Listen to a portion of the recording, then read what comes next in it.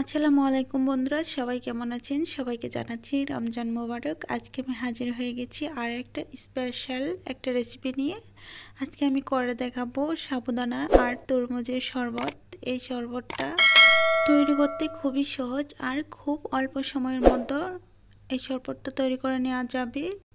আর এই শরবতটা ইফতারে রাখলে ইফতারে কিন্তু খাওয়ার পর একদম কলিজা জুড়িয়ে যাবে আর সারাদিনই ক্লান্তি দূর হয়ে যাবে।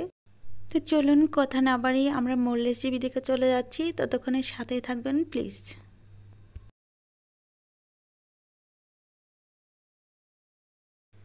আমি শরবতটা রেডি করার জন্য এখানে নিয়েছি 4 কাপের 1 কাপ সাবুদানা। আর আমি এখানে ছোট দানার সাবুগুলো নিয়েছি, আপনারা চাইলে বড় দানার সাবুগুলোও নিতে পারেন। আমার হাতের কাছে এটা ছিল, এটাই আমি দিয়ে শরবত তৈরি করে দেখাবো। এখন আমি চুলায় চলে যাব সাবুটা সিদ্ধ করার জন্য। আমি চুলায় পানিটা গরম করে রেখেছিলাম আর আমি এই ফুটন্ত গরম পানিতেই সাবুগুলো দিয়ে দিচ্ছি। আর আমি এখন চুলাটা অফ করে রেখেছি, তার কারণে বোঝা যাচ্ছে না পানিটা গরম কিনা ঠান্ডা। তো দেওয়ার সাথে সাথে আমি চুলাটা ধরিয়ে দেওয়ার সাথে সাথেই আর সাবুটা ফুটে উঠেছে, দেখতেই পাচ্ছেন।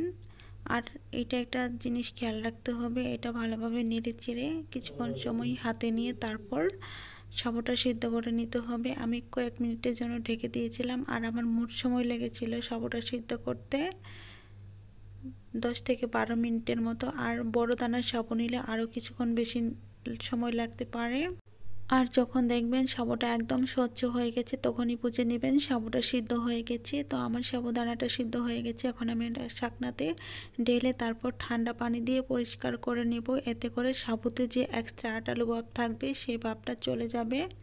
তো আমার ধুয়ে নেওয়া হয়ে গেছে, এটা সাইড করে রেখে দেব। রেখে দিয়ে তারপর বাকি কাজগুলো করে নেব। এখন আমি চুলায় চলে যাব। চুলাতে আমি আগে থেকেই 1 লিটারের মতো দুধ বসিয়ে রেখেছিলাম। আমি দুধটাকে আগে থেকে জাল করে ঘন করে নিয়েছি আর একটু লবণ দিয়ে দিচ্ছি, কারণ আমি মিষ্টি খাবারের লবণটা পছন্দ করি। তারপর আবার আমি চুলাটা ধরিয়ে দিয়ে দুধটাকে আরেকবার বলক তুলে নিচ্ছি। তারপরে এখানে আমি অ্যাড করে দিব স্বাদ মতো চিনি।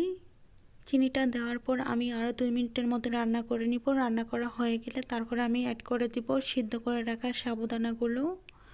আমি সাবুদানাগুলো দেওয়ার পর একটা হ্যান্ড উইক্সের সাহায্যে নেড়ে চেড়ে মিশিয়ে নিব।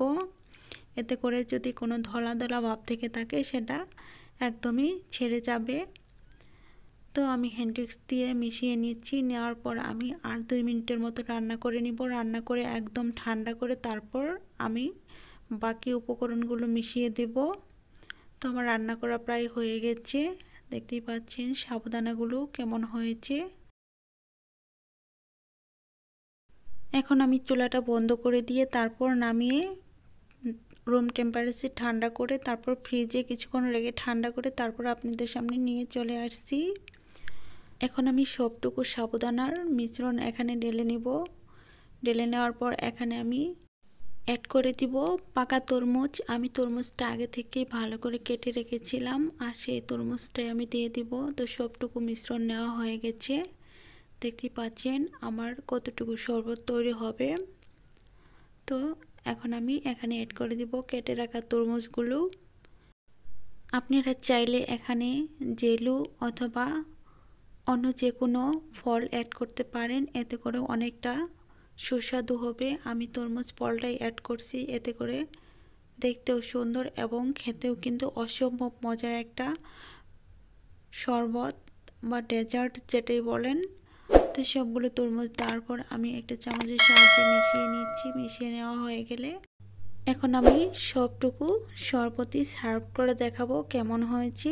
আর এই শরবতটা যদি আপনারা ফ্রিজে রেখে তারপর পরিবেশন করেন, এতে করে আরও অসম্ভব মজার হবে। কলিজা ঠান্ডা হওয়ার মতো একটা শরবত রেসিপি হবে। তো আমি এইগুলা পরিবেশন করতে করতে বলছি, যদি আমার আজকের রেসিপিটি ভালো লেগে থাকে তাহলে প্লিজ দয়া করে আমার চ্যানেলটি সাবস্ক্রাইব করে দিবেন। আর লাইক কমেন্টস শেয়ার করতে কিন্তু একদমই বলবেন না, এটা আপনাদের কাছে আমার অনুরোধ রইল। আপনারা চাইলে এখানে জেলু অথবা অন্য কোনো ফল দিয়ে আপনারা এই ডেজার্টটি রেডি করে নিতে পারেন, এতে করে অনেকটা সুস্বাদু হবে আর খেতে কিন্তু অসম্ভব মজার হবে। তো এইভাবে আপনারা রমজানের রোজায় সন্ধ্যার সময় ইফতারে টেবিলে এই রেসিপিটি যদি রাখেন তাহলে কিন্তু সবাইকে সবার মন জুড়িয়ে যাবে, প্রাণ জুড়িয়ে যাবে আর সবাই কিন্তু প্রশংসায় ভরিয়ে দিবে।